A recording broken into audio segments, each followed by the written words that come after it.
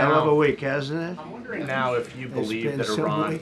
I'm wondering now, sir, if you believe that Iran has given up its long history of ambitions with nuclear weapons, or what you would like to see from them to prove that they do, and what type of meetings is your administration looking for next week with Iran? So Iran wants to meet. As you know, their sites were obliterated. They're very evil nuclear sites. They were, now has been proven. We had some fake news for a little while. The same people that covered the Hunter Biden laptop was from Russia. The same people that did 3 or 4 of the Russia hoax. But on their No, wait, just listen. They came up with something that delayed the credit that our great pilots and these great what talent that was, and they hit it right down in the spot. 52,000 feet. Think of this dark, no moon, you couldn't see a thing, and they hit the refrigerator door, as they say. That's the size of a target, and overwhelmingly, and it's amazing what was done. We're the only ones that could have done it, and we took out the 2 of the other sites also. In addition to that, we finished them off. That was a very evil intention. I believe that, and again, time will tell, but I don't believe that they're going to go back into nuclear anytime soon. They spent over $1 trillion on nuclear, and they never got it together. And nothing was moved from the site, by the way. To do that is very dangerous. It's very, very heavy material. Those cars were most likely the cars of masons because they were pouring concrete at the top, at the hatch, as you know, the hatch going into the nuclear site. They wanted to reinforce it, and they had some masons there pouring concrete. By the way, that concrete was obliterated. It hit exactly at the concrete. It was, I don't think it had a chance to dry, but everything's down there. It's under millions of tons of rock. Yeah, please. Thank you. A question for you and then a question for the Attorney General. As you go into negotiations and talks with Iran, are you demanding not only that there would be no uranium production inside of Iran, but also that Iran would turn over all existing stockpiles of uranium? Well, you know, we're a little early for that, but something like that, yeah, we'll do something like that. Let me say that I've been saying for 25 years, even as a civilian, you cannot let them have a nuclear weapon. And that's what happened. It's been obliterated. It would be years before they could ever get going. And I really think it's probably the last thing. They have to recover from a hell of a tough war. Would you also be demanding that the IAEA have full rights to inspect in Iran? Or somebody, yeah, or somebody that we respect, and including ourselves. You know, we talk about Russia, and we're working that one. President Putin called up and he said, I'd love to help you with Iran. I said, do me a favor. I'll handle Iran. Help me with Russia. We got to get that one settled.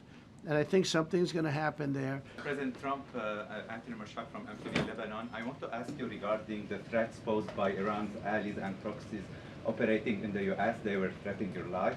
So what do you say about that? And regarding the Lebanon, because Hezbollah is as well part of Iran's allies, is there any time frame in Lebanon regarding disarming Hezbollah in Lebanon? Yeah, Lebanon is a great place with brilliant people. You know, it was known for the professors and doctors and had an incredible history. And hopefully we can bring it back again. I just appointed a friend of mine who's Lebanese, and I didn't know he was Lebanese. I've known him for 20 years, very, very successful man. And I just appointed him.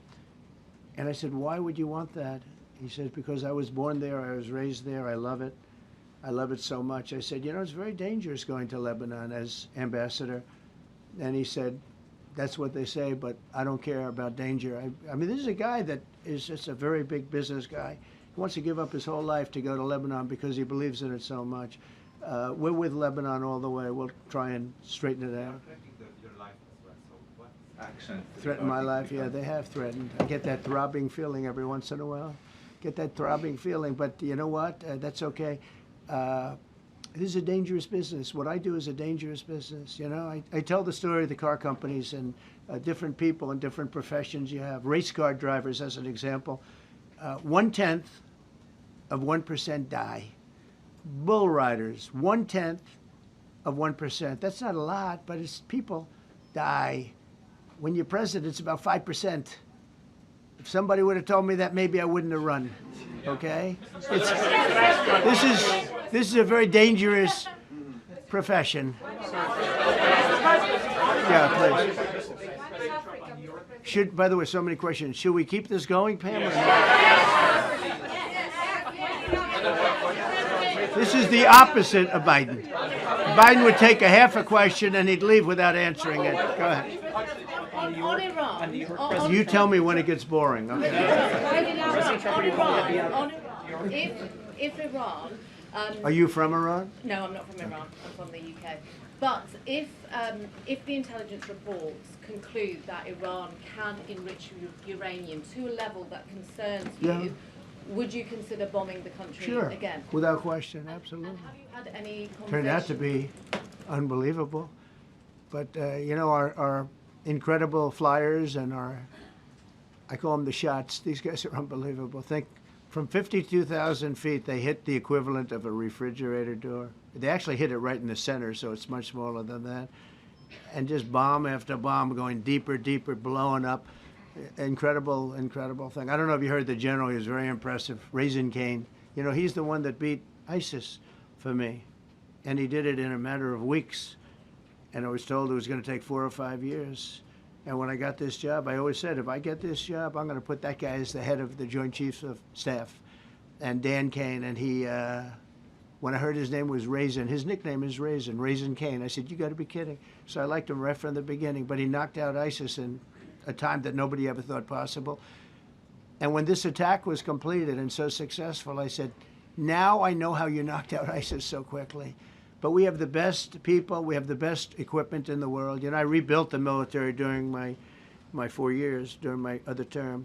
We have the best equipment in the world. The problem is we gave away, you know, a lot of it, but small relatively speaking. We gave a lot of it away to Afghanistan. Shouldn't have happened. That just shows how incompetent they were. They gave all that equipment away, billions and billions of dollars worth. Shouldn't have happened, but that was small compared to what we have. Now we have a great military with great people. Okay. Sir, are you concerned at all about secret nuclear sites in Iran? You talked about maybe just secret nuclear sites? Yes, that there might be some that Not are really. Can I tell you? They're exhausted. And Israel's exhausted too. And I dealt with both of them. And they both wanted it settled, both of them. And we did a great job, but they're exhausted. The last thing they're thinking about right now is nuclear. You know what they're thinking of? They're thinking about tomorrow, trying to live. It's such a mess. It's such a mess. The place was bombed to hell. And no, I'm not worried about it at all. And I'm putting out a little statement. I'm going to respond to the Ayatollah's statement yesterday that we won the war. Oh, God, we won the war. And I said, look, you're a man of great faith, a man who's highly respected in this country. You have to tell the truth. You got beat to hell. And Israel was beat up too. They were both beat up. And it was a great time to end it. It was quick. They got the hate out. There was a lot of hate, a lot of hate. It would be great if they didn't have that hate. But the last thing they're thinking about is nuclear weapons right now. You know, we've had a big week. We've had a lot of victories this week. NATO was a tremendous victory. The war was a tremendous. Look, we were talking about this for 30 years, about Iran being nuclear. And all I said is it will not be nuclear, and it's not going to be nuclear.